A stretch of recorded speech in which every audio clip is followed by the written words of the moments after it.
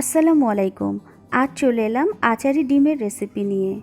এই আচারি ডিম ভুনা ভাত, পোলাও কিংবা রুটি যে কোনো কিছু দিয়ে খেতে খুবই ভালো লাগে। চলুন দেখে নেওয়া যাক এর পুরো প্রণালী। রান্নাটি অবশ্যই সরিষার তেল দিয়ে করতে হবে। আমি প্রথমে ডিমগুলো সিদ্ধ করে নিয়েছি এবং অর্ধেক করে ভেজে নিচ্ছি। ডিম ভাজার আগে সামান্য হলুদ এবং লবণ মাখিয়ে নিতে হবে। আমি রান্নায় হাঁসের ডিম ব্যবহার করেছি। ডিমগুলো উল্টে দিয়ে দুই পাশ খুব ভালো মতো ভেজে নিতে হবে। ডিমের দুই পাশ ভাজা হয়ে গেলে তুলে নিচ্ছি একটি প্লেটে। এবার দিয়ে দিচ্ছি একটি মিডিয়াম সাইজের পেঁয়াজ কুচি।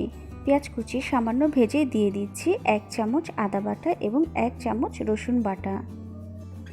আদা এবং রসুন বাটা 1 মিনিটের মতো ভেজে নিচ্ছি। এরপর এর মধ্যে দিয়ে দিচ্ছি হাফ চামচ হলুদ গুঁড়ো, 1 চামচ মরিচ গুঁড়ো, 1 চামচ জিরে গুঁড়ো এবং 1 চামচ ধনিয়া গুঁড়ো। সামান্য পানি দিয়ে সব মশলা খুব ভালো মতো কষিয়ে নিচ্ছি।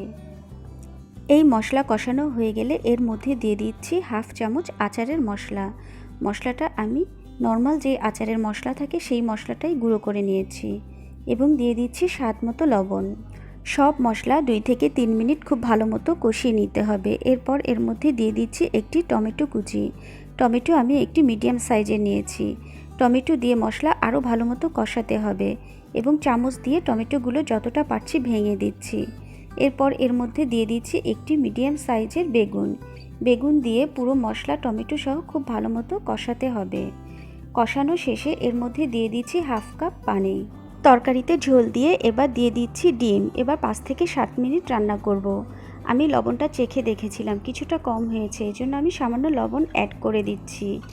তরকারির ঝোল কমে আসলে আমি দিয়ে দিচ্ছি হাফ চামচ গরম মশলা গুঁড়ো, 3 থেকে 4টি কাঁচামরিচ এবং কিছু ধনেপাতা কুচি।